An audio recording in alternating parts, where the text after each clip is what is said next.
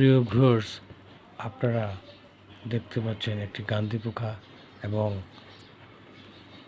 Ladybird beetle পোকা।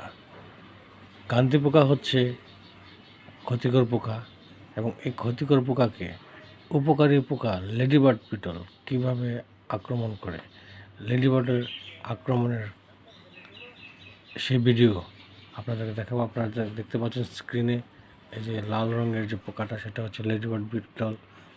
এই ladybird beetle আপনার গান্ধী পোকাকে কীভাবে আক্রমণ করে সেই ভিডিওটা দেখানোর চেষ্টা করছি।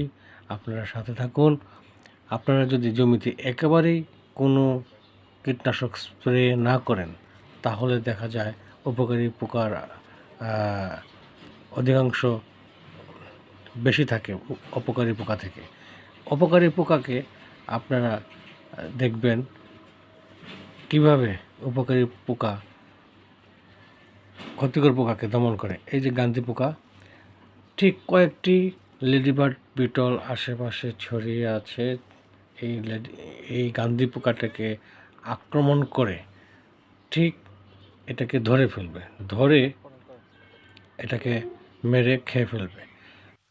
আমরা কীটনাশক প্রয়োগ থেকে বিরত থাকব।